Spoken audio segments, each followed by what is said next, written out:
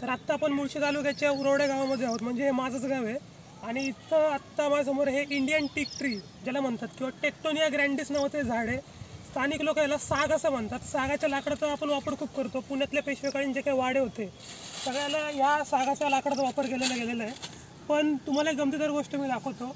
सागाचा जेव्हा आपण पाला तोडतो तर त्याचा पाला जो आहे त्याला जेव्हा आपण असं हातावरती असं घासतो प्रॉपर, एक नॅचरल कलरंट म्हणून त्याला आपण त्याचा उपयोग करू शकतो. म्हणजे तुम्ही बघू शकता की इथं हाताला लाल कलर येते माझ्या, बघा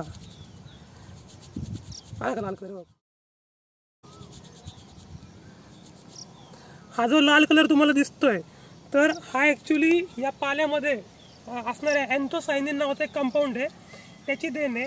तर अँथोसायनिन म्हणजे काय, जे निसर्गामध्ये आपण जे काही कलर बघतो, म्हणजे आपण गोकर्ण बघतो किंवा आपण जास्वंद बघतो, हिबिस्कस, तर या सगळ्यांना जो कलर आहे तो लाल रंग, तो हाच लाल रंग असतो आणि याला अँथोसायनिन म्हणतात. अँथोसायनिनचा वापर फक्त कलर म्हणून नाही तर तो अँटीव्हायरल आणि अँटीबॅक्टेरियलसुद्धा असतो. दुसरी गोष्ट म्हणजे या पाल्यामध्ये व्हॅनिलिक ॲसिड आणि टॅनिक ॲसिड आणि किंवा गॅलिक ॲसिड नावाचे पदार्थ प्रेझेंट असतात, जेणेकरून ह्या पाल्याचं समजा आपण कुठून एक पेस्ट तयार केली तर ती जखमांवरती पण लावू शकतो. असा या सागाचा वापर आहे. थायलंडचे जे लोक आहेत तर ते ह्या लाल रंगाचा वापर जेवणामध्ये पण करतात. अतिशय नॉन टॉक्झिक म्हणजे अतिशय बिनविषारी असा हा लाल पदार्थ आहे. आणि ही गंमत म्हणजे अशी की आमच्याकडचे कातकरी किंवा जे आदिवासी लोक आहेत तर ते ह्याचा वापर एक लिपस्टिक म्हणून किंवा डोळ्याच्या खाली लाल रंग लावण्यासाठी करतात.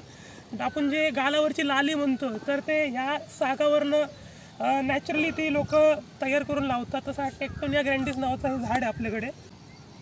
जे अँथोसायनिन आहे तर यांना जर आपण आयसोलेट केलं किंवा यांना एक्स्ट्रॅक्ट करून बाहेर काढलं तर आपल्याला एक नॅचरल कलरंट म्हणून आपण कॉस्मेटिकमध्ये किंवा आपल्या जेवणामध्ये आपण याचा वापर करू शकतो. आणि हे झाड आपल्या वेस्टर्न घाट्स ऑफ सह्याद्री किंवा आपण जे सह्याद्री पर्वतरांग म्हणतो त्याला लागलेली देण आहे. तर आपण याचं जपणूक केली पाहिजे आणि कमीत कमी सागाची तोड केली पाहिजे. आणि दॅट्स इट. धन्यवाद.